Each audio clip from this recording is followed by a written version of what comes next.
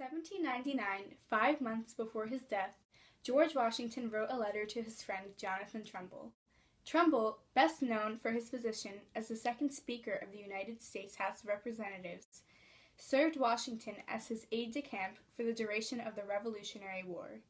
After the battles and treaties ended in an American victory, Washington and Trumbull remained friends, even when Washington was elected president, and subtle splits between members of the federal government and most citizens began to form. According to the Connecticut Historical Society, his military duties ended with Washington's resignation in 1784, and at this time he returned to Connecticut, where in 1788 he once again sat in the General Assembly, this time as Speaker.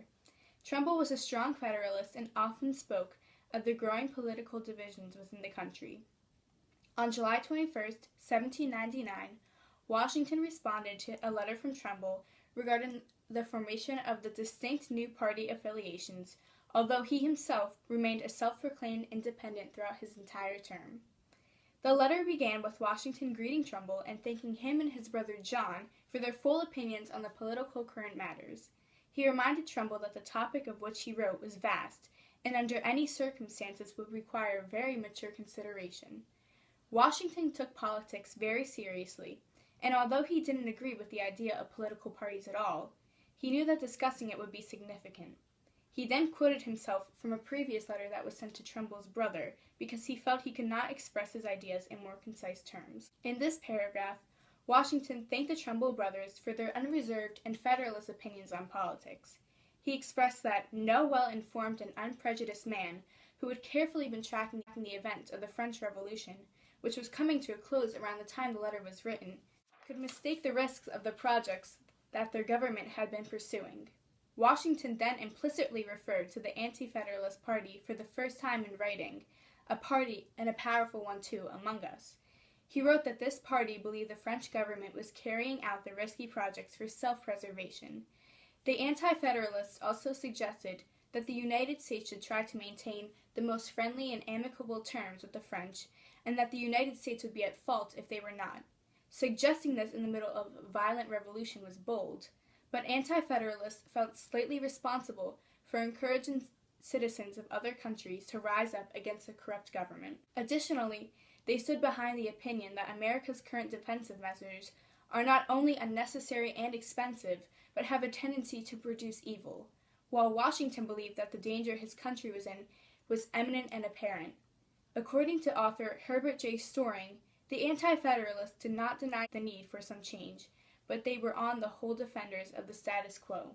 The government leaders who stood behind these ideas were, according to Washington, attempting to instill them among the public with undestroyed prejudices and false claims.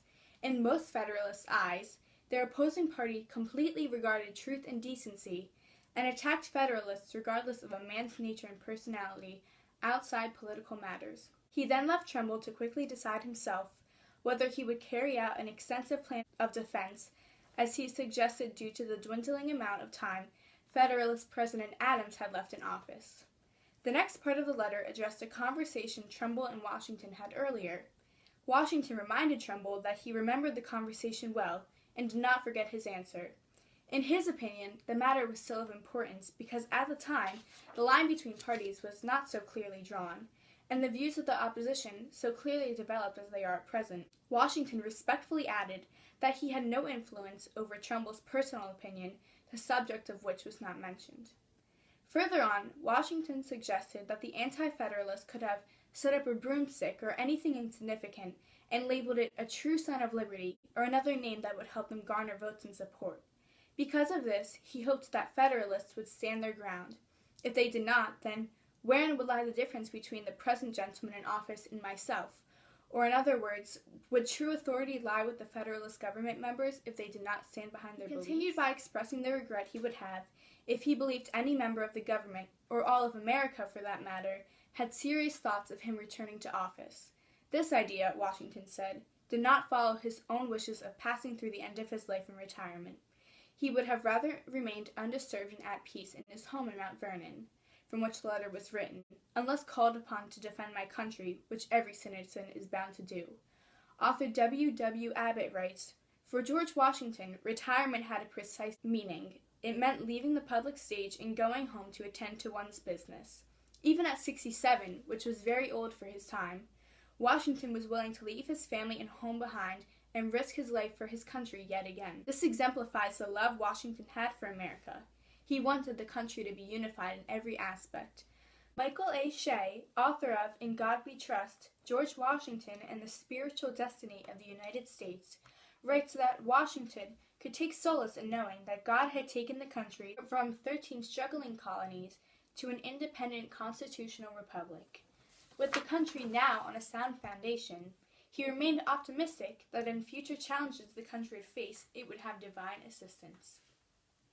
In the same paragraph, Washington expressed how blessed he felt with his good health. Although he did not explicitly state this, Washington credited God for his exceptional state, just as he referred to him in his farewell address. At the same time, though, he was not unaware of his declination in other respects. Washington believed it would be worthless and hurtful to him to accept any type of office in his old age. Additionally, he was sure he would not be able to draw a vote from any anti-Federalist. According to him, they would have accused him of having ill intentions that would benefit the Federalists and even become a mark for the people of the lowest class as slander. He continued by writing, "All this, I grant, ought to be like dust in the balance, when put in competition with the great public good." Washington knew these accusations would be insignificant because all Americans greatly respected him. But to him, no problem is better defined in my mind than that principle. And that principle, not men, would always be the object of contention. He again mentioned that he was sure he would not be able to obtain a single vote from the anti-Federalists, and that any other Federalist would suffer through the same as himself. This is another instance of Washington's humility.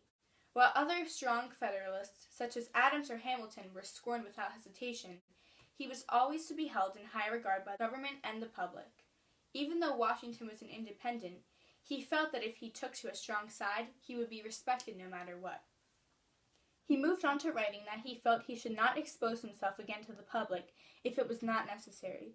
After the Revolutionary War, Washington was ready to retire to his home and enjoy private life, but was soon called back to the public eye when elected as president. Although Washington did not feel he was worthy to take on this responsibility, another mark of his humility, he graciously took the position. After he retired from office, he consistently made it clear that he was stepping down for good unless absolutely necessary. "Prudence on my part," he wrote, "must arrest any attempt of the well-meant but mistaken views of my friends to introduce me again into the chair of government." Although he knew his colleagues meant well, Washington believed it would be beneficial to everyone if he remained in retirement. At the conclusion of the letter, Washington told Trumbull that he could not end his message without expressing that a close friend of the President, or Adams, would help him to understand that his long absence from the chair had given people more reason to criticize him. According to PBS, his closing remarks concerned President Adams spending much of his time away from the Capitol. Washington was likely referring to Adams' Alien and Sedition Acts and the extremely negative response to them by the American public and anti-Federalists.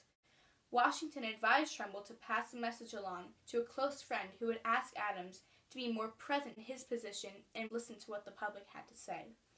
Additionally, Washington wrote to Trumbull that it was suggested that Washington himself say something to Adams because of their strong relationship, but he believed it would be better if someone closer in proximity delivered the advice in person. Finally, Washington concludes the document by citing the bottom with, "I am always your obedient servant," a final mark of his humility.